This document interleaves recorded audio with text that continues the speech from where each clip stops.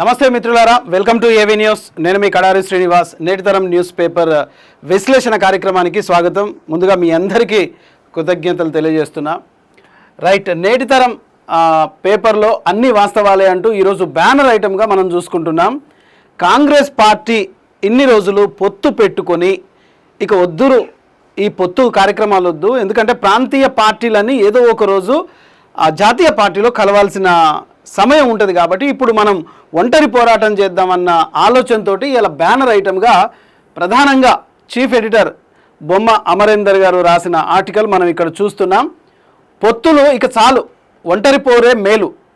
ఒంటరి పోరుతో బీజేపీ బలంగా అడుగులు వేస్తోంది. కాంగ్రెస్ పాత పద్ధతిలో వెళ్తేనే భవిష్యత్ కనిపిస్తోంది. గత 3 పార్లమెంటు ఎన్నికల్లో కాంగ్రెస్ నష్టమే జరిగింది. ఇంకా పొత్తుల సంసారమే అంటే శూన్యమే మిగులుతోంది. వాస్తవానికి పొత్తులు ఇక వద్దు అంటూ కాంగ్రెస్ పార్టీ రాష్ట్రంలో కానీ దేశంలో కానీ అన్ని రాష్ట్రాల్లో కానీ ఒంటరిగా పోరు చేయాలనే ఆలోచనతో ఉన్నట్టుగా మనం ఇక్కడ చూస్తున్నాం.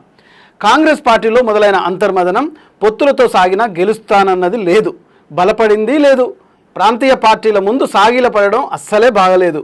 ప్రాంతీయ పార్టీలు ఇచ్చే సీట్ల కోసం సహకారం అవసరం లేదు. 3 ఎన్నికల్లో కలిసి పోటీ చేసినా బలపడింది లేదు. పొత్తుల మూలంగానే ఊడ్చిపెట్టుకుపోతున్నాం. బీహార్లో ఒంటరి పోరుతో వెళ్తే సీట్లు గెలుచుకునే వాళ్ళం. కేరళ విజయమే అందుకు తార్కాణం. ఇకపై అన్ని రాష్ట్రాల్లోనూ ఒంటరి పోరుకు సిద్ధం. ఉత్తరప్రదేశ్లో దిక్కే లేకుండా పోతున్నాం. ఈశాన్య రాష్ట్రాల్లో జాడ లేకుండా పోతున్నాం. అటు బీజేపీ దూసుకొస్తుంది, ప్రాంతీయ పార్టీల శకం ముగుస్తోంది. గతంలో కాంగ్రెస్ను చూసి బీజేపీ రాజకీయాలు నేర్చుకున్నది. అదే సిద్ధాంతాన్ని ఇప్పుడు బీజేపీ కూడా అనుసరిస్తుంది అంటూ ప్రధానంగా మనం ఆర్టికల్లో మనం చూస్తున్నాం. కాంగ్రెస్లో కొత్త ఆలోచనలు చిగురుస్తున్నాయి. గతంలో అనుసరించిన ఫార్ములానే అనుసరించాలని అనుకుంటోంది. మరి 3 ఎన్నికల్లో ప్రాంతీయ పార్టీలను నమ్ముకుంటే నట్టేట ముంచినట్లయింది. రాష్ట్రాలలో మొదటికే మోసం తెచ్చుకున్నట్లయింది. కాంగ్రెస్ పార్టీ నాయకులను అన్యాయం జరుగుతోంది. పొత్తుల మూలంగా కాంగ్రెస్ నాయకులు బలపడలేకపోతున్నారు, పోరాటాలకు ముందుకు రాలేకపోతున్నారు. ఎంత కష్టపడినా ఫలితం ఉండదన్న నిరాశ నిస్పృహలు కాంగ్రెస్లో కొట్టొచ్చినట్టుగా కనిపిస్తున్నాయి. అలా దేశమంతా కాంగ్రెస్ పార్టీ ఇతర పార్టీల కోసం పనిచేయాల్సి వస్తుంది. కాంగ్రెస్ నాయకులకు తీరని అన్యాయం చేసినట్లు అవుతోంది. ఇకపై పార్టీ నిర్ణయాల్లో సమూల మార్పులు తీసుకురావాలని చూస్తున్నారు. ఇకపై జరిగే ఏ ఎన్నికల్లోనే సరే గెలిచినా ఓడినా ఒంటరి పోరుకు సిద్ధం కావాల్సిందే అనే నిర్ణయానికి వస్తున్నట్టు సంకేతాలు అందుతున్నాయి. గెలిస్తే మరి పార్టీ మరింత బలపడుతోంది, ఓడితే భవిష్యత్తులో బలపడేందుకు వీలు కలుగుతుంది. పైగా ప్రజల సానుభూతి కూడా తోడవుతోంది. ప్రజలే దగ్గరుండి గెలిపించుకునేందుకు మార్గం పడుతుంది. ఇది తెలంగాణలో నిజమైంది. ఇదే ఫార్ములాను ఇకపై దేశమంతా అనుసరిస్తేనే గెలుపు మార్గం పడుతుంది. పార్టీ వచ్చే పార్లమెంటు ఎన్నికల్లో గెలుపుకు దారి తీస్తుంది. కేరళలోనూ అదే ఫార్ములా వర్కౌట్ అయింది. ఇంతకాలం ఒంటరి పోరుతో నష్టపోయిన దానికంటే పొత్తులోనే నష్టపోయింది ఎక్కువ అని పార్టీ అధిష్టానం తెలుసుకుంటుంది.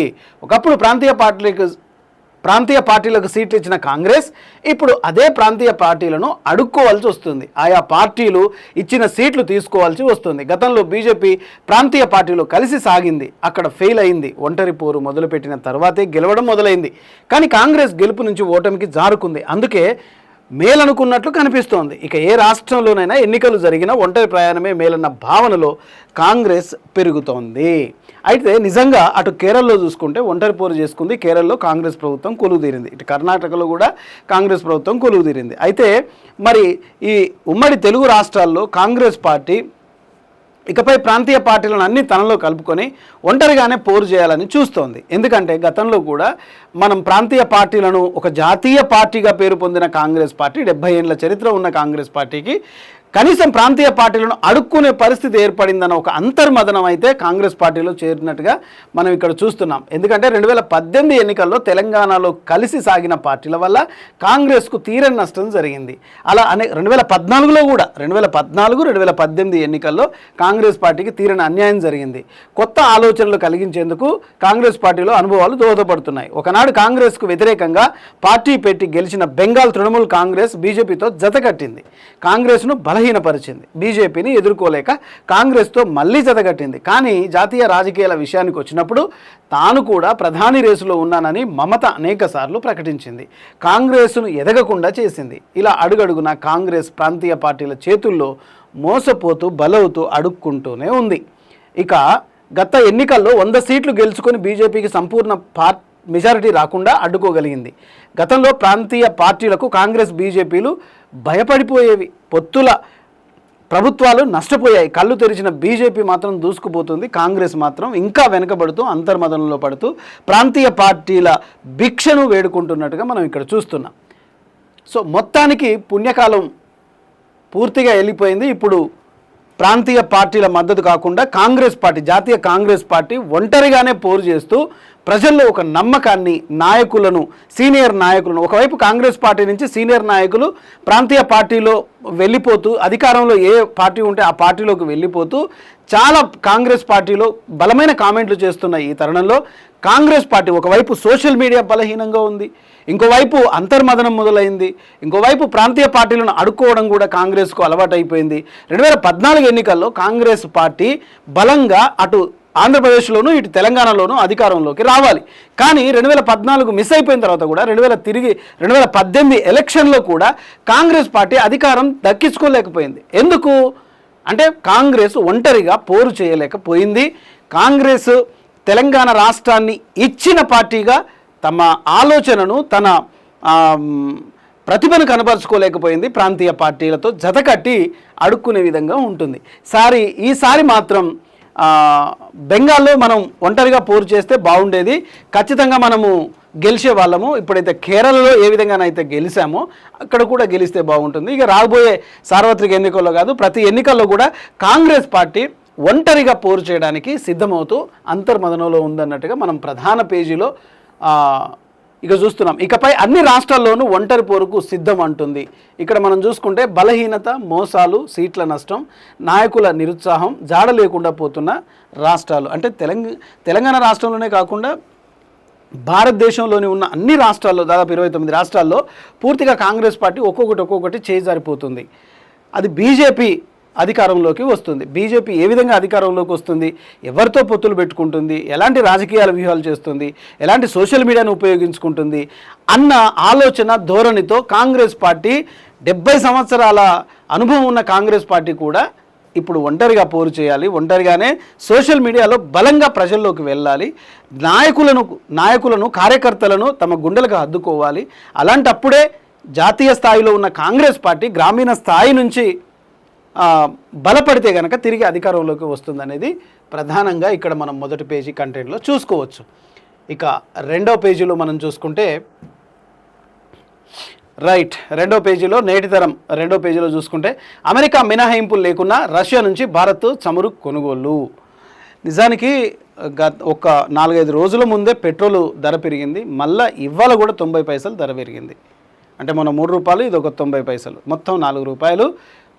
బీజేపీ, సెంట్రల్ బీజేపీ పేద ప్రజల నడ్డి మీద పెట్రోలు, చమురు ధరలు పెంచి ఇంకా పైగా మళ్ళీ మీరు చమురు తక్కువగా వాడాలి, పొదుపు చేయాలి అని చెప్పిన నరేంద్ర మోడీ గారు ప్రధానమంత్రి, ఆయన వెనుక ఎన్నో శక్తులు, పెట్టుబడి శక్తులు కూడా వాళ్ళకు కన్సెషన్ ఇచ్చేసి వాళ్ళ రుణమాఫీ చేస్తుంది తప్ప పేద ప్రజలను ఆదుకునే పాపాన ఎక్కడ లేదు బీజేపీ ప్రభుత్వం. ఎందుకంటే పేద ప్రజలనేమో మీరు పెట్రోలు, ఇంధనాన్ని పొదుపు చేయండి అని చెప్పిన బీజేపీ గవర్నమెంటు, ఇంకోవైపు ఏమో ప్రధాని విలాసవంతమైన ఖర్చులకు మాత్రం ఎక్కడ పొదుపు లేకుండా పోతుంది. మీరు సోషల్ మీడియాలో చూడొచ్చు. నేను చెప్పేది అబద్ధం అనుకుంటే ఖచ్చితంగా ప్రధానమంత్రి వాడుతున్న కార్లు కానీ, ఆయన ఖర్చు పెడుతున్న ఇంధనం కానీ, ఆయన వేసుకున్న సూట్లు కానీ, బూట్లు కానీ ప్రతిదీ చాలా ఖరీదైనవిగా ఉంటున్నాయి. మరి అదంతా ఎవరి సొమ్ము? మన సొమ్మే. మనం కట్టే పన్నుల రూపేణా ఈ ప్రజా ప్రతినిధులు అనుభవిస్తున్న సుఖాలు ఏవైతే ఉన్నాయో మనం ఇచ్చే డబ్బులతోనే, మనం ఇచ్చే పన్నులతోనే వాళ్ళు నడుస్తున్నదని తెలుసుకోవాలి. నిజానికి ఇక్కడ కూడా అమెరికా మినహాయింపులు లేకుండా రష్యా నుంచి భారత్ చమురు కొనుగోలు చేస్తుంది. ఎక్కడి నుంచి కొనుగోలు చేసినా పేదవాడికి మీరు ఒరిగింది ఏముంది? భారం వేసుడే. దీనివల్ల పెట్రోల్ ధర పెరిగింది అంటే ఇంకా దాని తర్వాత లింక్ ప్రతి ఒక్కటి కూడా కూరగాయల ధర పెరుగుతాయి, ఉల్లిగడ్డల ధర పెరుగుతుంది, నిత్యావసర వస్తువులు పెరుగుతుంది, పప్పు, ఉప్పు, చింతపండు ప్రతి ఒక్క ధర పెరిగిపోతుంది. గుడ్డు కాంచొని ప్రతి ఒక్క దగ్గర నుంచి ధరలు పెరిగిపోవడమే. ఇక హోటల్లో మనం ఎప్పుడన్నా తిందామని పోతే ఇంత పొడుగు బిల్లు వేసి ఇస్తాడు. జిఎస్టీ ఇంత, సిఎస్టీ ఇంత, ఆ ట్యాక్స్ ఇంత, ఈ ట్యాక్స్ ఇంత. మనం తిన్న రూపాయికి 2.5 రూపాయలు ఎక్కువగా కట్టాల్సి వస్తుంది. ఆలోచించండి. బయట ఎక్కువగా తినకండి, ఇంట్లో ఉండే పదార్థాలే తినండి. మరొక వార్తను చూసుకుంటే నక్సల్స్ రహిత రాష్ట్రంగా తెలంగాణ, కృషి చేసిన పోలీస్ అధికారులకు సన్మానం, వారి కృషి అసాధ్యమని అసామాన్యమని మంత్రి అమిత్ షా కితాబు. రైట్, దేశాన్ని పట్టి పీడిస్తున్న వామపక్ష తీవ్రవాదానికి ముగింపు పలికి నక్సలిజం రహిత సమాజాన్ని నిర్మించడమే కేంద్ర ప్రభుత్వ సంకల్పమని కేంద్ర హోంశాఖ మంత్రి అమిత్ షా పునరుద్ఘాటించారు. ఛత్తీస్గఢ్లోని జగదల్పూర్ సోమవారం నాడు తీవ్రవాద ప్రభావిత ప్రాంతాల్లో మావోయిస్టుల నిర్మూలనకు కృషి చేసిన పోలీసు అధికారులను ఆయన సన్మానించారు. తెలంగాణ రాష్ట్రంలో నక్సలిజాన్ని సమూలంగా అణిచివేసి రాష్ట్రాన్ని నక్సల్స్ రహితంగా తీర్చిదిద్దడంలో ప్రతిభ కనబరిచిన తెలంగాణ పోలీస్ ఉన్నతాధికారులను సన్మానించారు. ప్రత్యేకించి తెలంగాణ రాష్ట్రాన్ని ఆయన ప్రస్తావించినట్టుగా చూస్తున్నాం. Telangana director general of police CV Anand, రాష్ట్ర భద్రతా సలహాదారుడు మాజీ DGP Shivadhar Reddy, DGP operation Octopus Greyhounds Anil Kumar, Malkajgiri commissioner మాజీ ఎస్బీఐ ఐజీపీ సుమతితో పాటు ఆమె నేతృత్వంలోని ఎస్ఐబి బృందాన్ని అమిత్ షా సత్కరించినట్టుగా చూస్తుంది. ఈ సందర్భంగా ఏవీ న్యూస్ ప్రత్యేకంగా మల్కాజ్గిరి సిపి సుమతి మేడం గారికి మనస్ఫూర్తిగా కృతజ్ఞతలు చేస్తూ అభినందన తెలియజేస్తోంది. ఎందుకంటే రాష్ట్రంలో నక్సల్స్ రహిత సమాజంగా తీర్చిదిద్దాలన్న విషయం మంచిదే, కానీ అండ్ అలాగే అవినీతి రహిత రాష్ట్రంగా తీర్చిదిద్దాలి. పాలన సరిగ్గా చేయలేని నాయకులను ఎక్కడికక్కడ నిలదీసే సమాజం రావాలి. ఒక్క నక్సల్స్ రహిత సమాజమే కాదు, అవినీతి రహిత సమాజం కావాలి, నీతివంతమైన సమాజం కావాలి. పోలీసు రక్షణ శాఖ నీతిగా పనిచేసే విధంగా సమాజాన్ని ప్రజాపాలకులు తీర్చిదిద్దాలి. ప్రజాపాలకులు విలాసవంతమైన జీవితాన్ని వదులుకొని ప్రజలు కష్టాలు పడుతుంటే మీరు విలాసవంతమైన జీవితాలు అనుభవిస్తారా? ఎక్కడ లేని ఆస్తులు మీకు వస్తాయా? ఫామ్ హౌజులు కానీ, పొలాలు కానీ, ఎకరాల కొద్దీ మీకు వస్తాయా? ఇంకా మీరు జీతం తీసుకుంటారు. ప్రతి ఒక్క ఎమ్మెల్యే కూడా మేము బతకలేమన్నట్టుగా ప్రభుత్వం నుంచి జీతాలు తీసుకుంటాం. ఆ జీతాలన్నీ ఎవరి? మేము ఇచ్చే పన్నుల రూపేనే కావా డబ్బులు?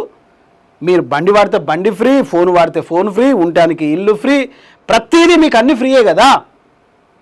మరి అలాంటి సమాజంలో ఈ నక్సల్స్ రహిత సమాజం మంచిదే, కానీ అన్నీ కూడా అవినీతి రహిత సమాజం కావాలి. దగాకోరు దౌర్భాగ్య స్థితి నుండి బయటికి ప్రజలు రావాలి. ఆర్థికంగా ప్రజలు నిలదొక్కునేలా ప్రభుత్వాలు ఉపాధి, ఉద్యోగ, ఆర్థిక అవసరాలు తీరేలా అవకాశాలు కల్పించాలి. మరి వాటి గురించి ఆలోచించరు. కేవలం నక్సల్స్ రహిత సమాజం కావాలి. రైట్, మరొక వార్త చూసుకుంటున్నాం. మరింత పటిష్టంగా భారత్ నార్వే బంధం, ఇంధనం, ఆవిష్కరణలు, సాంకేతికలతో సహకారం, ఇరు దేశాల మధ్య గ్రీన్ స్ట్రాటజిక్ పార్ట్నర్షిప్ల ఏర్పాటు. నార్వే పర్యటనలో ప్రధాని మోడీ కీలక ప్రకటన చేసినట్టుగా ఇక్కడ మనం చూస్తున్నాం. భారత్ నార్వే సంబంధాలను కొత్త స్థాయికి తీసుకెళ్లే దిశగా ప్రధానమంత్రి నరేంద్ర మోడీ ఒక కీలక ప్రకటన చేసినట్టుగా ఇక్కడ మనం చూస్తున్నాం. ఇరు దేశాల మధ్య గ్రీన్ స్ట్రాటజిక్స్ పార్ట్నర్షిప్ను ఏర్పాటు చేస్తున్నట్టు ప్రకటించారు. అలాగే స్వచ్ఛ ఇంధనం, సముద్ర రంగం, ఆవిష్కరణలు, సాంకేతికతతో సహకారాన్ని మరింత బలోపేతం చేయనున్నట్లు ప్రధాని తెలిపినారు. పహల్గామ్ ఉగ్రదాడి అనంతరం భారత్కు మద్దతుగా నిలిచిన నార్వేకు ప్రభుత్వానికి మోదీ ప్రత్యేకంగా భారతదేశం తరఫున ప్రధానమంత్రిగా ఆయన కృతజ్ఞతలు తెలిపారు. ప్రపంచ రాజకీయ, ఆర్థిక అస్థిరత పెరుగుతున్న సమయంలో భారత్ యూరప్ భాగస్వామ్యం మరింత కీలకమైందని, ప్రజాస్వామ్యం, అంతర్జాతీయ నిబంధనలు, శాంతి భద్రతల పరిరక్షణలో భారత్, యూరప్ కలిసి పనిచేస్తున్నాయని తెలిపారు. భారత్, EU మధ్య చారిత్రాత్మక ఒప్పందం భారత్ నార్వేకు అనేక ప్రయోజనాలు ఉన్నాయని ప్రధాని మోడీ పేర్కొన్నారు. అంటే నార్వే మనకి సపోర్ట్ చేసింది, అలాగే కాకుండా మనకు సపోర్ట్ చేసినందుకు కూడా నార్వేకి కూడా భారతదేశం నుంచి ఎన్నో ప్రయోజనాలు ఉన్నాయని నార్వే పర్యటనలో ఉన్నప్పుడు ప్రధానమంత్రి ఒక ప్రకటనను మనం ఇక్కడ చూస్తున్నాం. ఇక మరొక వార్త చూసుకుంటే, కేరళ సీఎంగా సతీశన్ ప్రమాణం, ఆయనతో పాటు 20 మంది మంత్రులకు ఛాన్స్. హాజరైన రాహుల్, ప్రియాంక ఖర్గే, రేవంత్ రెడ్డి. కేరళలో కాంగ్రెస్ ప్రభుత్వం కొలువుదీరింది. మనం ఇంతకుముందు చెప్పుకున్నాం కదా, కాంగ్రెస్ ఒంటరి పోరాటం చేస్తే అధికారం ఖచ్చితంగా వస్తుందనేది ప్రజలు గమనించాలి, పార్టీ కూడా గమనించాలి. కేరళ కాంగ్రెస్ పార్టీ సీనియర్ నేత వీడి సతీశన్ కేరళం కొత్త రాష్ట్ర ముఖ్యమంత్రిగా ప్రమాణ స్వీకారం చేశారు. గవర్నర్ ఆయనతో ప్రమాణ స్వీకారం చేయించారు. తిరువనంతపురంలోని సెంట్రల్ స్టేడియంలో జరిగిన కార్యక్రమంలో రాహుల్ గాంధీ, ప్రియాంక గాంధీ, మల్లికార్జున ఖర్గే, కాంగ్రెస్ పాలిత రాష్ట్రాల ఆయా ముఖ్యమంత్రులు కూడా పాల్గొన్నారు. మన తెలంగాణ ముఖ్యమంత్రి కూడా ఇక్కడ పాల్గొన్నట్టుగా మనం చూస్తున్నాం.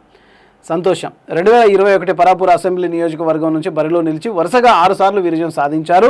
2021లో ఆయన కెరీర్ మలుపు తిరిగింది. ఆ ఎన్నికల్లో LDF గెలుపొందగా UDF మిత్రపక్షానికే పరిమితమైంది. ఆయన అసెంబ్లీలో ప్రతిపక్ష నేతగా నియమితులయ్యారు. అవినీతి, గోల్డ్ స్మగ్లింగ్, వివాదం, శాంతి భద్రతలు, పరిపాలనాపరమైన వైఫల్యాలను ఎత్తిచూపిన పినరై విజయన్ ప్రభుత్వానికి ఇరుకున పెట్టారు. అందుకే ప్రస్తుత సీఎం ఎంపిక కోసం ఏఐసీసీ పరిశీలకులు జరిపిన అభిప్రాయ సేకరణలో కూడా ఎమ్మెల్యేలు ప్రజలు సతీషన్కే మద్దతు ఇచ్చారు.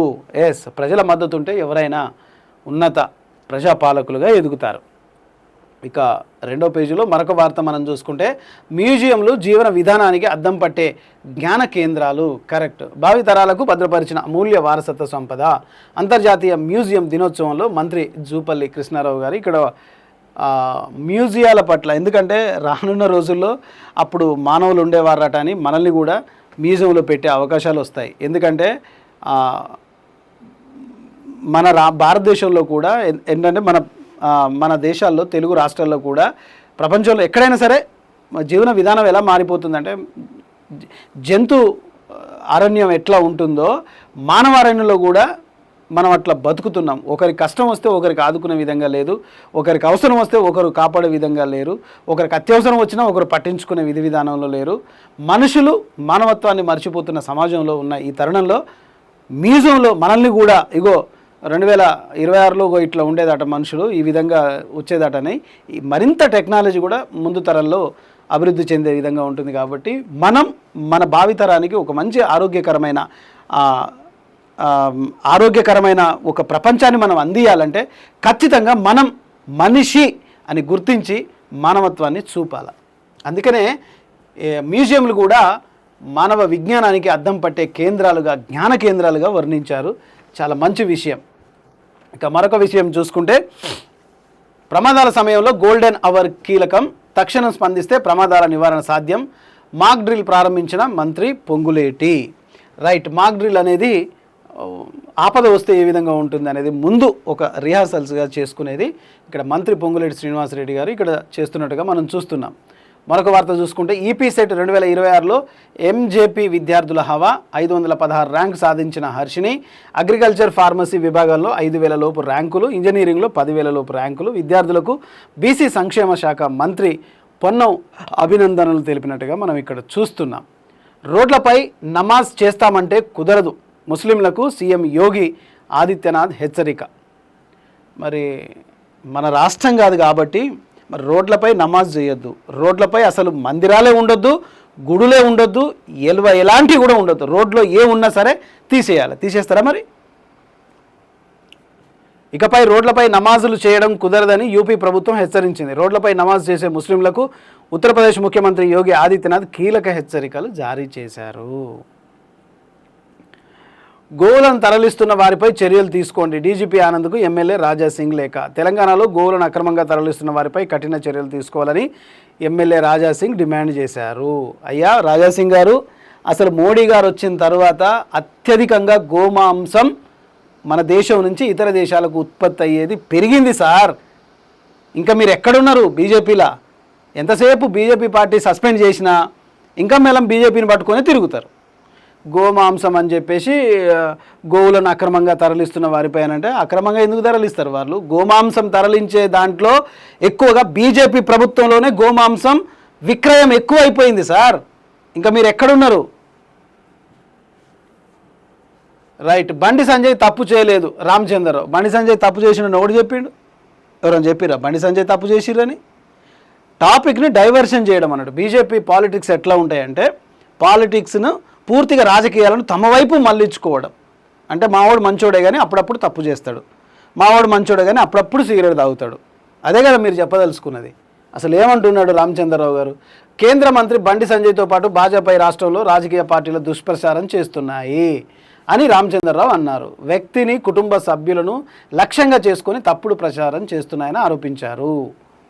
రాజకీయంగా వ్యక్తిని అంటున్నాడు. ఇక్కడ చూడండి, వ్యక్తిని, కుటుంబ సభ్యులను. ఒక వ్యక్తికి కుటుంబం లేకపోతే ఆ వ్యక్తి సమాజంలో ఒక నాయకుడిగా రాలేడు. ఫస్ట్ కుటుంబమే. తనకు కష్టం వచ్చినా, నష్టం వచ్చినా, ఆపద వచ్చినా, సుఖం వచ్చినా కుటుంబమే తన బలం. ఆ తరువాతనే కుటుంబ మద్దతుతోనే ఆయన రాజకీయాల్లోకి రావడం, ఓ మంత్రిగా ఎదగడం, అట్లా చలమని అవుతుండడం. ఇలా నువ్వు నీ వారసత్వం తప్పు చేసినప్పుడు నీ పెంపకం మీద వస్తుంది, నీ కుటుంబం మీద వస్తుంది, నువ్వు ఉన్న పార్టీ క్రమశిక్షణ విధి విధానంలో కూడా మార్పు వస్తుంది. అది కాదంటే ఎట్లా? బండి సంజయ్ భాజపాపై బీఆర్ఎస్ తప్పుడు ప్రచారం చేస్తుంది, కోట్లు ఖర్చు పెట్టి రాష్ట్రం అంతా పోస్టర్లు వేయించారు, మీరు కూడా వేసుకోరి, మా బండి సంజయ్ తప్పు లేదని మీరు కూడా పోస్టర్లు వేసుకోరి. బీఆర్ఎస్ వేస్తుంది కదా ప్రతిపక్షంలో ఉండి, అధికారంలో మీరు సెంట్రల్లో అధికారంలో ఉన్నారు కదా, మీరు కూడా పోస్టర్లు వేసుకోండి. బండి సంజయ్ నిరపరాధి, బండి సంజయ్ సత్యవంతుడు, బండి సంజయ్ ఇది, బండి సంజయ్ అది, మోడీ భగవంతుడు అని చెప్పుకున్నారు కదా, ఇప్పుడు బండి సంజయ్ భగవంతుడు అని చెప్పి రాసుకోండి, బండి సంజయ్ నీతివంతుడు అని రాసుకోండి. ఎవడొద్దంటున్నాడు? ప్రజాస్వామ్యంలో ఎవరి వాదనైనా స్వేచ్ఛగా వినిపించుకోవచ్చు. తప్పు చేస్తున్నప్పుడు తెలవాలి తన కుటుంబం ఏ పాలవుతుంది, తన తండ్రి ఏ స్థానంలో ఉన్నాడు అని చెప్పినప్పుడు కొడుకు తప్పు చేస్తే తండ్రి మందలించడా? తండ్రి బాధ్యత ఉండదా? తండ్రి ఎక్కడున్నాడు? పార్టీలో ఒక కీలక నేతగా ఉన్నాడు, కేంద్ర సహాయ మంత్రిగా ఉన్నాడు. అలాంటప్పుడు కొడుకు ఎంత జాగ్రత్తగా ఉండాలి? అంటే ముఖ్యమంత్రి కొడుకు, ప్రధానమంత్రి కొడుకు ఏమన్నా చేయొచ్చా? సిగ్గుండాలి ఒకసారి మాట్లాడితే. బండి భగీరథపై అదనపు సెక్షన్లు, మరింత పకడ్బందీగా కేసు విచారణ. ఫోక్సో కేసులో అరెస్ట్ అయిన బండి భగీరథపై పోలీసులు మరో సెక్షన్ అదనంగా చేర్చారు. బిఎన్ఎస్ 64/2/Z సెక్షన్తో నమోదు చేశారు. బాధితురాలపై పలుమార్లు అత్యాచారం చేశాడనే ఆరోపణలు ఈ సెక్షన్లో దర్యాప్తులు అధికారులు జప్తు చేశారు. దీని ప్రకారంగా నేరం రుజువైతే 10 ఏళ్ల నుంచి జైలు శిక్ష పడే అవకాశం ఉంది. ఒక్కోసారి జీవిత ఖైదు కూడా విధించవచ్చు. ఈ నెల 8న బాధితురాలైన మైనర్ లైంగిక వేధింపులు జరిగాయంటూ ఆమె తల్లి పేట్ బషీర్బాగ్ పోలీస్ స్టేషన్లో ఫిర్యాదు ఇవ్వడానికి వెళ్ళినప్పుడు ఈ విషయాలన్నీ చెప్పారని చెప్తున్నారు. కానీ కేంద్ర మంత్రి సహాయ మంత్రి బండి సంజయ్ కొడు భగీరథకు జీవిత ఖైదు పడుతుందా? చూడమా మనం బతుకుంటే? చూద్దాం, కాలమే నిర్ణయిస్తుంది, కోర్టు పరిధిలో ఉంది కదా. ఇది సెకండ్ పేజీలో మనం చూస్తున్న వార్తలు. ఇక 3వ పేజీలోకి వెళ్తే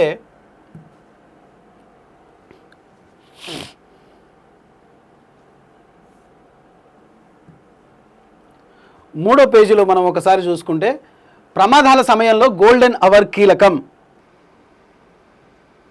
రైట్, ఇక 3వ పేజీలో మనం నేటితరం 3వ పేజీలో చూసుకుంటే ప్రమాదాల సమయంలో గోల్డెన్ అవర్ కీలకం అంటూ 2వ పేజీ చూస్తున్నాం. అలాగే అన్నీ మనం మొదటి పేజీ తర్వాత మ్యూజియంలు, జీవన విధానానికి అద్దం పట్టే జ్ఞాన కేంద్రాలు, గోవులను తరలిస్తున్న వారిపై చర్యలు ఖచ్చితంగా తీసుకోవాలి. మరి అలాగే బీజేపీ ప్రభుత్వం సెంట్రల్ నుంచి గోవు మాంసాన్ని తరలిస్తున్న దాన్ని కూడా మనం పరిగణలోకి తీసుకోవాలి. రోడ్లపై ఇక నమాజ్ చేస్తామంటే కుదరదు. రోడ్లపై నమాజ్ చేయకుండా సంయమనం పాటించాలని చట్టం అందరికీ సమానమేనని సోమవారం నాడు కార్యక్రమంలో పేర్కొన్నారు. రోడ్లున్నవి ప్రజల రాకపోకల కోసం. అబ్బా, వారికి అసౌకర్యం కలిగిస్తే ఊరుకోం, ముస్లింల జనాభాను నియంత్రించుకోవాలి అని అన్నారు. ఉత్తరప్రదేశ్లో రోడ్లపై నమాజులు చేయరా అని తరచు కొందరు నన్ను అడుగుతుంటారు. అలాంటివి ఇక్కడ ఉండవని చెబుతుంటాను, కావాలంటే వెళ్ళి చూసుకోమంటాను. రోడ్లున్నవి ప్రజా రవాణా కోసం. ఎవరైనా రోడ్ల కూడళ్ల వద్దకు వచ్చి ట్రాఫిక్ను దిగ్బంధం చేయవచ్చా? ప్రజా రవాణాకు అంతర్యాయం కలిగించే హక్కు వారికి ఎవరిచ్చారు? మరి రోడ్ల మీద గుళ్ళు గోపురాలు పెట్టే హక్కు మీకెవరిచ్చారు? రోడ్ల మీద మైకులు పెట్టి వాయించి మొత్తం పార్కింగులు పెట్టేసి మరి పూజలన్నీ జరుగుతున్నాయి కదా నడి రోడ్ల మీద, మరి మీకెవరిచ్చారా హక్కు అని ప్రజలు అడుగుతారు. అప్పుడు మీరు ఏం సమాధానం చెప్తారు?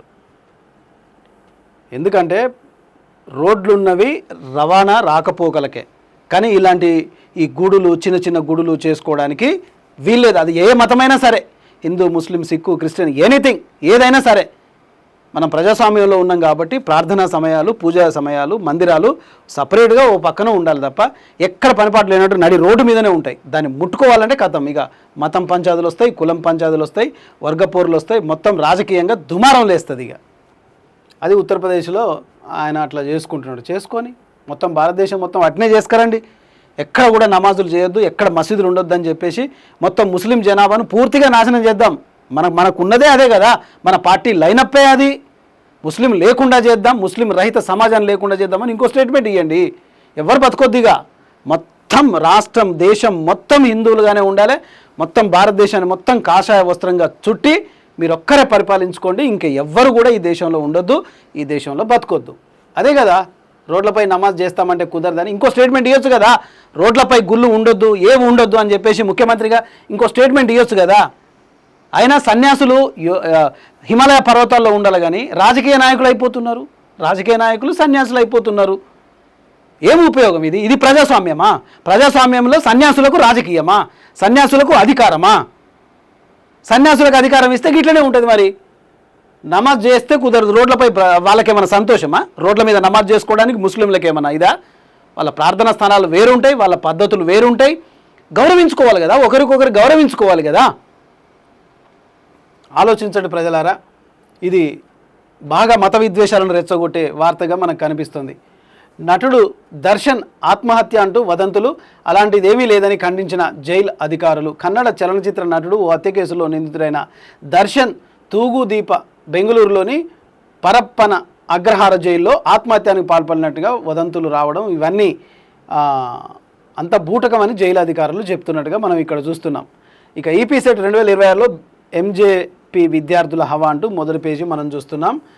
ఇక న్యూక్లియర్ ఆర్థిక వ్యవస్థలో ఏపీ అగ్రగామిగా నిలిచిందంటూ మనం ఇక్కడ ఒక వార్త చూస్తున్నాం. నక్సల్స్ రహిత రాష్ట్రంగా తెలంగాణ కావాలి, అన్ని రహిత రాష్ట్రంగా తెలంగాణ రావాలి, ప్రశాంతమైన సామాజిక తెలంగాణ కావాలి మాకు. చేస్తారా? చేయండి మరి. బండి భగీరథపై అదనపు సెక్షన్లు, మరింత పకడ్బందీగా కేసు విచారణ. రైట్, అది కోర్టులు చూసుకుంటాయి. బండి సంజయ్ తప్పు చేయలేదు. రైట్, బండి సంజయ్ ఏం తప్పు చేయలేదు, ఆయన కొడుకు తప్పు చేసిండు కాబట్టి ఆయన వార్తల్లోకి ఎక్కిండు.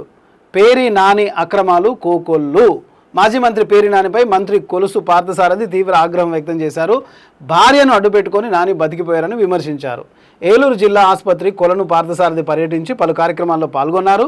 ఈ సందర్భంగా ఆయన మీడియాతో మాట్లాడారు. వైసీపీ నాయకులు పేర్ని నాని, జోగి రమేష్ నూజివీడులో నిర్వహించిన మామిడి రైతుల సదస్సులో చేసిన విమర్శలకు ఘాటుగా పార్థసారథి బదులిచ్చారు. కాంగ్రెస్లో ఉంటూ వైసీపీ అధినేత వైఎస్ జగన్మోహన్ రెడ్డి పాదయాత్ర రూట్ మ్యాప్ పర్యవేక్షించిన రాజకీయ వ్యభిచారి పేర్ని నాని తన భార్యను అడ్డం పెట్టుకొని అవినీతి బెదిరింపులు అక్రమాలకు పాల్పడ్డారని ఇక్కడ ఒక ఆరోపణలు చేస్తున్నారు. ఇది 3వ పేజీలో మనం చూస్తున్న ప్రధాన అంశాలు. ఇక 4వ పేజీలో మనం ఒకసారి వెళ్తే, రైట్, బాపునగర్ సంక్షేమ సంఘం ఎన్నికల్లో జగదీష్ గౌడ్ ప్యానెల్ ఘన విజయం అయినట్టుగా మనం ఇక్కడ చూస్తున్నాం. సాధారణ ఎన్నికలను తలపించిన హోరాహోరీ పోరు. అధ్యక్షుడిగా జగదీష్ గౌడ్, ప్రధాన కార్యదర్శిగా చిట్టిమిల్ల దయానంద్ ఘన విజయం. కాలనీ అభివృద్ధి మా లక్ష్యం. నూతన కార్యవర్గం ప్రకటన. కుత్బుల్లాపూర్ నియోజకవర్గ పరిధిలో బాపునగర్ సంక్షేమ సంఘం నూతన కార్యవర్గ ఎన్నికలు సాధారణ ఎన్నికలను తలపించాయి. గత కొన్ని రోజులుగా ఇరు వర్గాల హోరాహోరీ ప్రచారాలతో హీటెక్కిన ఎన్నికల ప్రక్రియ ఆదివారం నాడు అత్యంత ఉత్సాహభరితంగా వాతావరణంలో ముగిసింది. ఆర్ఎస్కే పాఠశాల ఉదయం 8 గంటల నుంచి సాయంత్రం 4 గంటలకు జరిగిన ఎన్నికల అధికారి జి రాజేశం పర్యవేక్షణలో నిర్వహించారు. కాలనీవాసులు భారీ సంఖ్యలో తరలివచ్చి తమ ఓటు హక్కును వినియోగించుకున్నారు. ఇక్కడ జగదీష్ గౌడ్ అధ్యక్షుడిగా ఎన్నికైనట్టుగా ఒక వార్తను మనం ఇక్కడ చూస్తున్నాం. ఇక మరొకటి, ట్రాఫిక్ పోలీసులు గజ్వెల్ వార్త మనం ఇక్కడ చూస్తున్నాం. రోడ్డు భద్రత మరియు ట్రాఫిక్ నియంత్రణ చర్యల్లో భాగంగా ఈరోజు గజ్వెల్ పట్టణంలో ముఖ్య కూడళ్ల మరియు ప్రమాదకర ప్రాంతాల్లో గజ్వెల్ ట్రాఫిక్ పోలీసులు బొల్లాట్స్ను ఏర్పాటు చేశారు. ర్యాగ్, సైడ్ డ్రైవింగ్ నివారణ, వాహన రాకపోకల నియంత్రణ, ట్రాఫిక్ క్రమబద్ధీకరణ మరియు ప్రజల భద్రత మెరుగుపరిచే లక్ష్యంతో ఇలాంటివి ఏర్పాటు చేశారన్నట్టు. Right, good. నిజంగా ఎండాకాలం రోజు ఎండ మండిపోతుంటే ట్రాఫిక్ పోలీసులు పాపం వాళ్ళ సేవలకు సైల్యూట్ చేయాల్సిందే. వాళ్ళు ఎంతో కష్టపడి ట్రాఫిక్ నియంత్రణ చేస్తున్నారు. మరి ఇదే పోలీసులో కూడా దొంగసాటుగా ఉండి ఫోటో కొట్టాలి, వాళ్ళను కూడా మనం పరిగణలోకి తీసుకోవాలి. అంటే ఒక వ్యవస్థలో మంచి ఉంటుంది, చెడు ఉంటుంది. మనం చెడును పక్కన పెట్టి మంచిని తీసుకుందాం. పోలీసుల కష్టాన్ని మనం అంతా కూడా చేయూతను అందించాలి. రైట్, ఇంకొక వార్తను చూస్తున్నాం. గజ్వెల్ ప్రజ్ఞాపూర్ మున్సిపాలిటీలో యథేచ్ఛగా ప్లాస్టిక్ విక్రయాలు. ప్లాస్టిక్తో ముప్పే, ప్రజలకు తిప్పని తప్పలు. సిద్దిపేట జిల్లా గజ్వెల్ ప్రజ్ఞాపూర్ మున్సిపాలిటీ పరిధిలో ప్లాస్టిక్ నిషేధం అమలు కాగితాలకే పరిమితమైంది. అక్కడ కాదు, మొత్తం మన తెలంగాణ రాష్ట్రంలోనే, తెలుగు రాష్ట్రాల్లో కూడా కాగితాలకే పరిమితం అవుతాయి. ఈ ప్లాస్టిక్ రహిత రాష్ట్రంగా తెలంగాణను మార్చాలి అంటే ప్రతి ఒక్కరూ ప్లాస్టిక్ను దూరం పెట్టాలి. ఈ ప్లాస్టిక్ అనేది వాడొద్దు. పేపర్ బ్యాగ్స్ మనం వాడుకోవాలి. అలాగే మరొక వార్తను చూస్తున్నాం. మానసిక ప్రశాంతతకు మంచి మార్గం భక్తి సంకీర్తనలు. రైట్, నిజంగా సంగీతం అనేది మనిషి నడవడికను, ప్రవర్తనను మారుస్తుంది. ఒక సంగీతం నేర్చుకుంటే ఆ మనిషి పద్ధతిగా, ఒక విజ్ఞానవంతుడిగా, జ్ఞానవంతుడిగా తీర్చిదిద్దబడతారు. సంగీతం అనేది మానసిక ప్రశాంతతను కూడా అందిస్తుంది. అందుకనే వీలైనంత వరకు సంగీతంలో మీకు నచ్చిన పాటలు వినండి, మీకు నచ్చిన సంగీతం వినండి. సాధ్యమైనంత వరకు ఈ స్ట్రెస్ నుండి తగ్గించుకోవడానికి సంగీతం ఒక మంచి దివ్య ఔషధం ఇక్కడ మనం చూడాలి. ఇక మరొక వార్తను చూసుకుంటే, తెలంగాణ రక్షణ సేన టీఆర్ఎస్ జెండా గద్దె మోడల్ ఆవిష్కరించారు కవిత గారు. 4 రోజుల పాటు టీఆర్ఎస్ జెండా పండుగ. TRS chief Kalvakuntla Kavitha. తెలంగాణ ప్రజలను ఒక తప్పుదోవ పట్టిస్తున్నట్టుగా కనిపెట్టలే. టీఆర్ఎస్ అంటే కేసీఆరే గుర్తొస్తారు. కానీ ఇప్పుడు మనం గుర్తుపెట్టుకోవాల్సిన అవసరం ఏంది? టీఆర్ఎస్ అంటే Kalvakuntla Kavitha, TRS chief Kalvakuntla Kavitha. Right, గుర్తుపెట్టుకోండి. ఏంటంటే అది తెలంగాణ రక్షణ సేన. టీఆర్ఎస్ అంటే తెలంగాణ రక్షణ సేన. ఇప్పుడు తెలంగాణ ఆపదలోకి పోయింది. ఒక అమ్మగా తన ప్రేమను పంచడానికి రాజకీయ నాయకురాలిగా టీఆర్ఎస్ చీఫ్ అధ్యక్షురాలు కల్వకుంట్ల కవిత మేడం ఇక్కడ వార్తను చూస్తున్నాం. రాష్ట్ర వ్యాప్తంగా ఒకే మోడల్లో తెలంగాణ రక్షణ సేన టీఆర్ఎస్ జెండా గద్దెలు నిర్మిస్తున్నామని పార్టీ చీఫ్ కల్వకుంట్ల కవిత తెలిపారు. బంజారాహిల్స్లోని టీఆర్ఎస్ కార్యాలయంలో నిర్వహించిన స్టేట్ జనరల్ బాడీ సమావేశంలో జెండా గద్దెల మోడల్ను ఆవిష్కరించారు. 3 ఫీట్ల ఎత్తు, 2 ఫీట్ల వెడల్పు పార్టీ జెండా గద్దెలు నిర్మించాలని సూచించారు. అంటే 3 ఫీట్ల ఎత్తు, 2 ఫీట్ల వెడల్పు, 3 ఫీట్ల ఎత్తు, 2 ఫీట్ల వెడల్పుతోటి గద్దెను నిర్ణయించాలని ఆమె సూచించారు. పార్టీ జెండా గద్దె బేస్ 1 ఫీట్ ఎత్తులో ఉంటుందని, పైభాగంలో 2 ఫీట్ల ఎత్తులో ఉంటుందని తెలిపారు. ఇది వాళ్ళ న్యూస్. ఇక మరొక వార్త చూసుకుంటే, అర్హులైన ప్రతి జర్నలిస్టుకు ఇండ్ల స్థలాలు అందించాలి. ఆస్కాని మారుతి సాగర్ ఇక్కడ ఒక వార్తను చూస్తున్నాం. ఒక సంఘానికి చెందిన వ్యక్తులే పాల్గొంటే పారదర్శకత లోపిస్తుంది. సొసైటీలో సభ్యత్వం తీసుకొని వారికి కూడా సభ్యత్వం నేరుగా దరఖాస్తులు స్వీకరించాలి. హౌసింగ్ కోఆర్డినేషన్ కమిటీలో జర్నలిస్టు సంఘాలకు సైతం ప్రాతినిధ్యం కల్పించాలి. జర్నలిస్టులందరికీ న్యాయం చేయాలని మంత్రి పొంగులేటికి వినతి. TUWJ రాష్ట్ర ప్రధాన కార్యదర్శి ఆస్కాని మారుతి సాగర్ అన్న ఇక్కడ ఒక వార్తను మనం చూస్తున్నాం. అర్హులైన ప్రతి జర్నలిస్టుకి ఇళ్ల స్థానాలు అందించాలని, సొసైటీలో సభ్యత్వం తీసుకుని వారికి కూడా ప్రభుత్వం నేరుగా దరఖాస్తులు స్వీకరించి అందరికీ అవకాశం కల్పించాలని తెలంగాణ యూనియన్ వర్కింగ్ జర్నలిస్టు సంఘం తరపున రాష్ట్ర సమాచార పౌర సరఫరా సంబంధాల శాఖ మంత్రి పొంగులేటి శ్రీనివాసరెడ్డిని కలిసి వినతి పత్రం అందజేశారు. ప్రధాన కార్యదర్శి ఆస్కాని మారుతి సాగర్ మాట్లాడుతూ, గత 20 ఏళ్లుగా పైగా హైదరాబాద్ కేంద్రంగా పనిచేస్తున్న జర్నలిస్టులకు సొంత ఇంటికల సహకారం ఎదురు చూస్తున్నారని, మేనిఫెస్టోలో పేర్కొన్న విధంగా జర్నలిస్టులకు ఇండ్ల స్థలాలు ఇవ్వడానికి ప్రస్తుత ప్రభుత్వం సంప్రదింపులు జరుపుతున్న ప్రస్తుత సందర్భాన్ని తమ యూనియన్ ఆహ్వానిస్తుందన్నారు.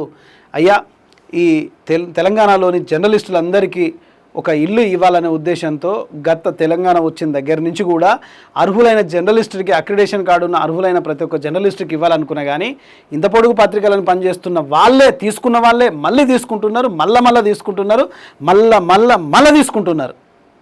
ఒకసారి ఆలోచించండి. మీ తోటి జర్నలిస్టులు కూడా ఎన్నిసార్లు నేను ప్రయత్నం చేశాను హౌసింగ్ కోసం, ఒక ఇల్లు లేదు. ఆ 15-18 సంవత్సరాలుగా ఒక జర్నలిస్ట్గా చేస్తున్నాను, అక్రిడేషన్ కార్డు కలిగి. కనీసం ఒక గుర్తింపు కూడా లేకుండా అసలు మనం రానియరు. అసలు వాళ్ళే చేసుకుంటారు, వాళ్ళ రిలేషన్లే వాళ్ళే పెట్టుకుంటారు. ఇప్పటికైనా సరే మంత్రి పొంగులేటి శ్రీనివాసరెడ్డి గారు మారుతి సాగర్ అని చెప్పినట్టు విధంగా అర్హులైన జర్నలిస్టులను గుర్తించి, వాళ్ళ ప్రతిభను గుర్తించి, వాళ్ళ సేవను గుర్తించి ఖచ్చితంగా మీరు ఇవ్వండి. ఎవరికి ఎన్ని ఇవ్వాలనో వాళ్ళకి ఇవ్వాలని వినతి పత్రం అందజేశారు. ఇది చాలా సంతోషకరమైన వార్త.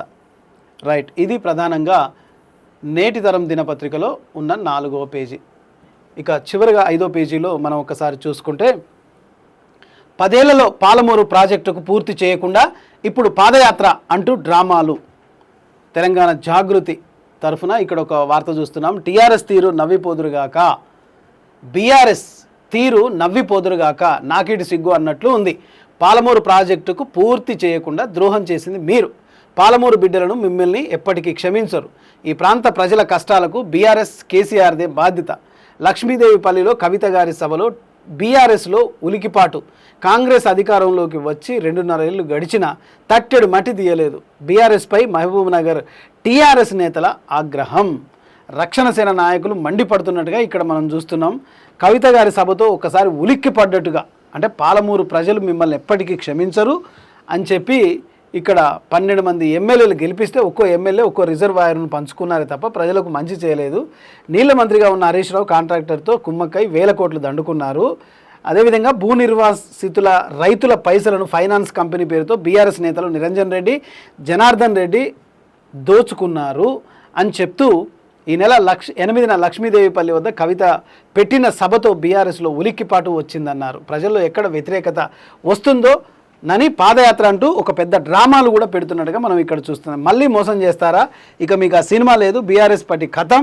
ఎందుకంటే టీఆర్ఎస్ కల్వకుంట్ల కవిత దూకింది కాబట్టి అని చెప్పి ఇక్కడ ఒక వార్తను మనం చూస్తున్నాం. అంటే బీఆర్ఎస్ను పూర్తిగా ఎండగట్టడమే పనిగా పెట్టుకున్నారు. ఇక ప్రధానంగా ఇక 4th సిటీ కలలు కాదు, ముందుగా హైదరాబాద్కు నీళ్ళు ఇవ్వండి. రైట్, ఇది కదా వార్త. కుత్బుల్లాపూర్లో నీటి ఎద్దడిపై బీఆర్ఎస్ ఆందోళన, జలమండలి వద్ద ఖాళీ బిందులతో నిరసన, ప్రభుత్వ నిర్లక్ష్యంపై ఎమ్మెల్యే కేపీ వివేకానంద ధ్వజమైనట్టుగా చూస్తున్నాం. వారం రోజుల్లో సమస్యలు పరిష్కరించకపోతే సీఎం నివాసాన్ని ముట్టడిస్తామని హెచ్చరిస్తున్నారు. కుత్బుల్లాపూర్ నేటితరం న్యూస్ ఇది. ఒకవైపు హైదరాబాద్ నగర ప్రజలు గుక్కెడు తాగునీటి కోసం ఇబ్బందులు పడుతుంటే మరోవైపు రాష్ట్ర ప్రభుత్వం ఫోర్త్ సిటీ అనే పేరుతో కొత్త కళలు చూపించడం దారుణమని కుత్బుల్లాపూర్ ఎమ్మెల్యే కేపీ వివేకానంద మండిపడ్డారు. నియోజకవర్గంలో నెలకొన్న తాగునీటి సమస్యలను పరిష్కరించాలని డిమాండ్ చేస్తూ ఆయన కార్యకర్తలతో ఇది చేశారు. బీఆర్ఎస్ హయాంలో నీళ్ళ కష్టాలు లేవు, గాలి మోటార్లలో తిరుగుతూ గాలి మాటలు చెప్తున్నారు. రైట్, జలమండలికి నిధులు విడుదల చేయాలి. ఎందుకంటే నిజంగా కేసీఆర్ అధికారంలో ఉన్నప్పుడు ఏ రోజు కూడా తాగునీరు సాగునీరుకు అయితే కొదవ రాకుండా చూశారు. సరే, ఆయన ఏం చేశాడు ఏంది అనేది పక్కన పెడితే ఈరోజు మనం చూసుకుంటే తాగునీరు అయితే అన్ని చోట్ల రావాల్సిన సమయం కంటే 2 గంటలకు వస్తుంది అనుకోండి మధ్యాహ్నం, అది 4:30 5 గంటలకు వస్తుంది. 1 గంట టైం ఇస్తాడు, కథం బంద్ చేస్తాడు. అంటే తాగునీరు కూడా అందకుండా పోతుంది. ఎండాకాలంలో బోర్లు కూడా అన్నీ ఎండిపోతున్నాయి. ప్రజలు ఈ కుత్బుల్లాపూర్ నియోజకవర్గంలో ఎమ్మెల్యే గారితో కలిసి తాగునీటి బాధ్యతను ఈ సమస్యను తొలగించాలంటూ ఇక్కడ ఒక వార్తను మనం చూస్తున్నాం. ఇక చిన్న పత్రికల జాబితాను జిల్లాలకు పంపాలి, కమిషనర్ ముకుందరెడ్డికి టీయూడబ్ల్యూజే వినతి. రాష్ట్ర ప్రధాన కార్యదర్శి మారుతి సాగర్ నేతృత్వంలో కమిషనర్కు విజ్ఞప్తి, సానుకూల స్పందన. అసలు చిన్న పత్రికలు పెద్ద పత్రికలు ఏంది నాకు అర్థం కాదు. పెద్ద పత్రికలు ఏమైనా పెద్దగా రాస్తారా, చిన్న పత్రికలు ఏమైనా చిన్నగా రాస్తారా? చిన్న పత్రికల్లో వచ్చే ఎక్స్క్లూజివ్ కంటెంటు మీ పెద్ద పత్రికల్లో రావట్లేదు. ఇది నిజం, ఇదే నిజం. చిన్న పత్రిక పెద్ద పత్రిక కాదు, న్యూస్ ఈజ్ న్యూస్ అంతే. మీ పెద్ద పత్రికలకు ఏం కావాలి, సీఎం ఎక్కడ పోతున్నాడు, ఏమొస్తున్నాయి, అవే కావాలి. మరి మా ప్రజా సమస్యల్ని మా గ్రామీణ ప్రాంతాల్లో మా నియోజకవర్గంలో ఉన్న సమస్యలను ఎవరు చూపాలి? మీ పేపర్లో వేయాలంటే డబ్బులు కావాలి, ప్రజల నుంచి మళ్ళీ వసూలు చేసే కార్యక్రమమే. అందుకనే డిజిటల్ మీడియా ఎంటర్ అయింది, సోషల్ మీడియా ఎంటర్ అయింది. ఈ సోషల్ మీడియా డిజిటల్ మీడియాని మించి మీ పెద్ద పత్రికలు ఏమీ చేయలేవు, ఏమీ కాదు.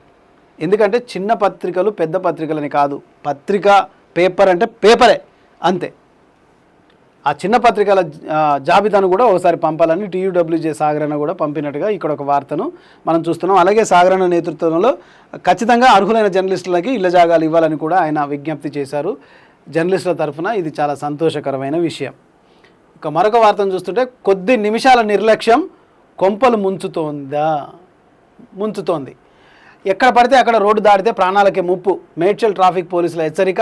సుచిత్ర కళ్ళకల్ 6 లైన్ల విస్తరణ పనుల నేపథ్యంలో పెరుగుతున్న ప్రమాదాలు, ఇటీవల 2 మృతి 5 గాయాలు. యూటర్న్ మాత్రమే వాడాలని విజ్ఞప్తి. నిజంగా ప్రతి ఒక్క దగ్గర రోడ్డు దాటాలంటే మినిమం 15-20 నిమిషాలు టైం పడుతుంది. అంత కొంపలు ఏం మునిగిపోతున్నాయి, తొందరగా వెళ్ళడానికి. నెమ్మదిగా రోడ్డు దాటాలి కదా. ఇదే వార్తను మనం ఇక్కడ చూస్తున్నాం. సుచిత్ర జంక్షన్ నుండి కల్లకల్ గ్రామం వరకు ప్రస్తుతం వేగంగా సాగుతున్న 6 లైన్ల జాతీయ రహదారి విస్తరణ పనుల నేపథ్యంలో వాహనదారులు, పాదచారులు అత్యంత అప్రమత్తంగా ఉండాలని మేడ్చల్ ట్రాఫిక్ పోలీసులు హెచ్చరించారు.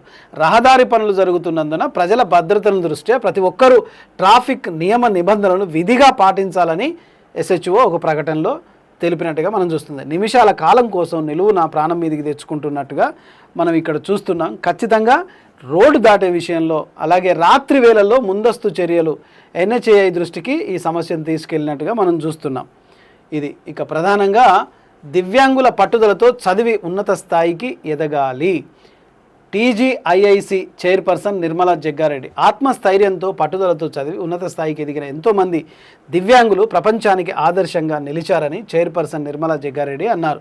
సంగారెడ్డి పట్టణంలో సంజీవ్ నగర్ ప్రభుత్వ ప్రాథమిక పాఠశాలలో విద్యాశాఖ సమగ్ర శిక్ష గ్రామీణ వికాస ఆధ్వర్యంలో ఏర్పాటు చేసిన కార్యక్రమంలో ఆమె ముఖ్య అతిథిగా పాల్గొన్నారు. ఈ సందర్భంగా దివ్యాంగ విద్యార్థులకు వినికిడి పరికరాలను, వీల్ చైర్లను పంపిణీ చేశారు. చాలా సంతోషం. దివ్యాంగులు అనేది వాళ్ళు చేసుకున్న తప్పు కాదు, అది వాళ్ళు పుట్టుకతో ఏదో ఒక అవిడితనంతో పుడతారు. కాబట్టి దివ్యాంగులకు భగవంతుడు ఎక్కువ నాలెడ్జ్ను కూడా, ఎక్కువ తెలివిని కూడా ఇస్తారు. వాళ్లకు కావలసిన పరికరాలను, సహాయాలను, తోడ్పాటును మన ప్రజాప్రతినిధులుగా, నాయకులు కానీ, లీడర్లు కానీ, ప్రజాప్రతినిధులు కానీ, ఆర్థికంగా సమాజంలో నిలదొక్కున్న వారు కానీ దివ్యాంగులకు మనం ఆసరా కావాలి, వాళ్ళకు సహాయకారులుగా మారాలి. ఇది మంచి విషయం. సైబర్ కేటగాళ్లపై పంజా 5 కేసులు, గుట్టురట్టు 6 నిందితుల అరెస్ట్.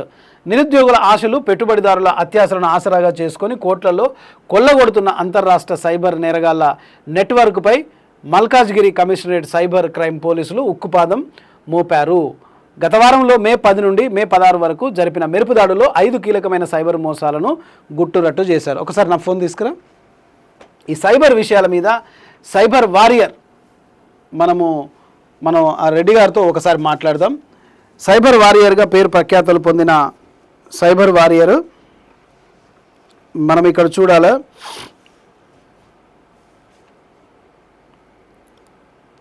సైబర్ నేరాలు ఎందుకైతాయి ఏంటి అనే విషయం మీద మనం ఒకసారి సైబర్ వారియర్గా పేరు తెచ్చుకున్న మాధవరెడ్డి సైబర్ వారియర్ గారితో మాట్లాడే ప్రయత్నం చేద్దాం. ఎందుకంటే నిరుద్యోగుల ఆశలు, పెట్టుబడిదారుల అత్యాశలే ఎక్కువగా చేసుకొని వాళ్ళు ఎక్కువగా చేస్తుంటారు.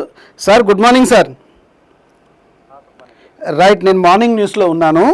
అయితే ఏం లేదు సార్, సైబర్ కేటగాళ్లపై పంజా అంటూ 5 కేసులు ఈరోజు మనం పేపర్ డిస్కషన్లో లైవ్లో ఉన్నాము. అయితే నిరుద్యోగుల ఆశలు, పెట్టుబడిదారుల అత్యాశలను ఆసరాగా చేసుకొని కోట్లల్లో కొల్లగొడుతున్నారు అంతర్రాష్ట్ర సైబర్ నేరగాళ్ళు. అసలు సైబర్ నేరగాళ్ళు ప్రజలపై ఇలా విరుచుకుపడడానికి ప్రధాన కారణాలు ఏంటి? ప్రజల ప్రజల ఇది అవసరాలు ఏంటి? ఏ విధంగా చూసి వాళ్ళు పంజా విసురుతారంటారు సార్? యాక్చువల్గా కరెక్ట్ చెప్పాలంటే ఇది పూర్తి అవగాహన రాజ్యమే, ప్రజల్లో పూర్తి అవగాహన రాజ్యమే. రైట్, పాము కాటేస్తుంది, ముళ్ళు పుట్టుతుంది, అలానే సైబర్ నేరాలు చేస్తారు అంతే. ఇప్పుడు వాడిని నేరం చేయొద్దని అంటే వాడు కనిపిస్తేనే కదా నువ్వు పట్టుకుని ఏదన్నా శిక్షించడానికి, చేయడానికి, ఇంకో దానికి అవకాశం ఉండేది.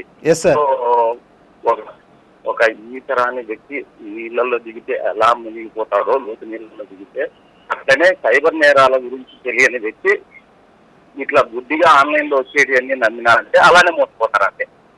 ఎస్, అంటే ఎలాంటి జాగ్రత్తలు పాటించాలంటారు ఒక సైబర్ వారియర్? ఏం లేదు, నేనేం చెప్తానంటే సింపుల్ గా మీరు రియల్ లైఫ్ లో ఏం చేస్తారో ఆన్లైన్ లో అది చేయాలి. రియల్ లైఫ్ లో ఎవరో తోకాకొండం లేనోడు వచ్చి ఏదైనా చెప్తే కథలు అయితే నమ్మరు కదా మీరు.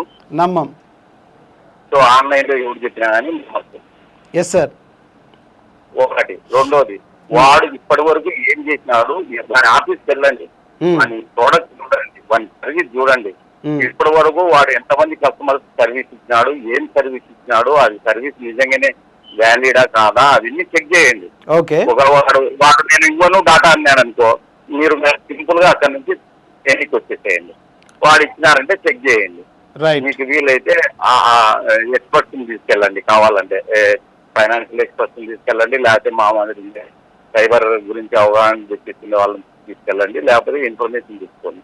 ఇప్పుడు మీరు ఆల్రెడీ దాన్ని ఏమంటారు, పులి నోట్లో తలబెట్టి పులి తినకూడదు మన వాళ్ళంటే ఎట్లయితుంది?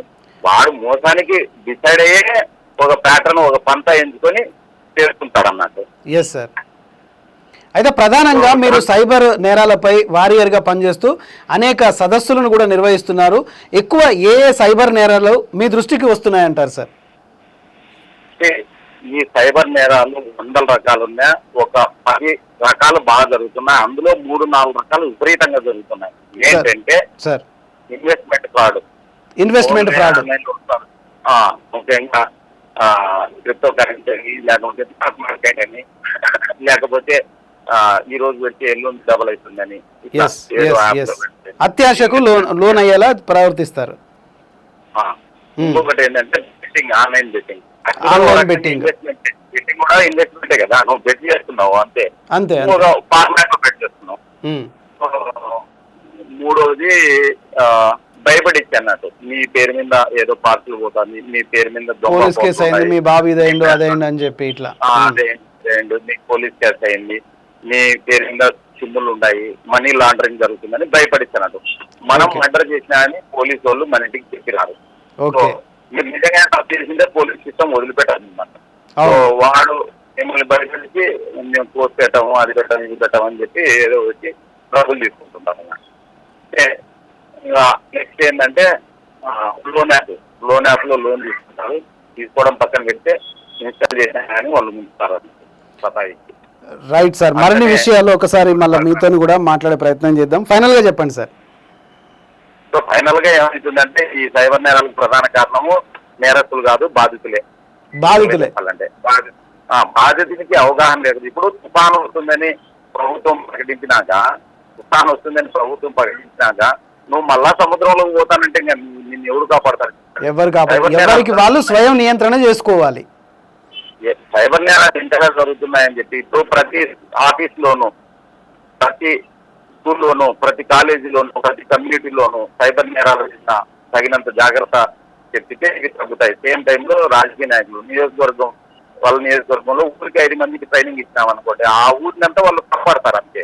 అప్పటికీ వాడు వినకపోతే వాళ్ళు ఏం చేయను. ఫస్ట్ అవగాహన రాజకీయ సైబర్ నేరాలకు ప్రధాన కారణం. రైట్, తప్పకుండా సార్, మీ సేవలు మళ్ళీ మేము వినియోగించుకుంటాం. Thank you very much sir. Right, చూస్తున్నాం కదా, ఇది సైబర్ వారియర్ మాధవరెడ్డి గారి ఆలోచన. సైబర్ నేరానికి కేటుగాళ్ళు పంజా అంటే కేటుగాళ్ళు పంజా ఏమయ్యారు, ముందు మనం మారాలి. నిజ జీవితంలో మనం ఏం చేస్తున్నాం, ఒకవేళ ఇన్వెస్ట్మెంట్ పెడుతున్నామంటే మన ఆఫీస్కి వెళ్ళాలి, మనం చూడాలి ఇంతకుముందు ఎట్లాంటి ఇన్వెస్ట్మెంట్లు వచ్చాయి, వాళ్ళకి ఎట్లాంటి ప్రతిఫలాలు వచ్చాయి అనేది మనం చూడాలి. ఇంకొకటి మిమ్మల్ని భయపెట్టిస్తుంటారు, కేసు అయింది, పార్సల్ వచ్చింది, అది వచ్చింది, ఇది వచ్చిందని. అలాంటి విషయాల్లో కూడా ఏదైనా సరే బాధితులదే తప్పు. సైబర్ నేరగాళ్ళు వాళ్ళు పంజా విసురుతారు అది ఇది అని అంటే అదంతా తప్పు. వాడు చేయడమే ఒక విధంగా ఒక ఆలోచనతోనే మనకు కాల్ చేస్తారు. అలాంటప్పుడు మనం బలైపోకుండా మనం జాగ్రత్త తీసుకోవాలి. సైబర్ నేరగాలపై ఏవీ న్యూస్లో మరొక exclusive interview cyber warrior Madhava Reddy గారితో మరొక వీడియోని చేస్తాను, ఖచ్చితంగా ఫాలో అవ్వండి. ఇది మొత్తానికి మనం చూసుకుంటే నేటి తరం దినపత్రికలో ప్రధానంగా మనకు కనిపిస్తున్న వార్తలు. ప్రధానంగా ఇక్కడ మనం చూసుకుంటే నేటి తరంలో కాంగ్రెస్ పార్టీని ఒంటరిగా పోరు చేయాలన్న విషయంతో మరిన్ని వార్తలు నేటితరం దినపత్రికలో ఉన్నాయి. ఇవి ఇవాల్టి నేటితరం దినపత్రిక ప్రత్యేక వార్తల ఎక్స్క్లూజివ్ విశ్లేషణ. తిరిగి రేపు మరొక వార్తలతో మళ్ళీ కలుద్దాం. చూస్తూనే ఉండండి A V news. Signing off Kadaru Srinivas. Thank you very much. Thank you.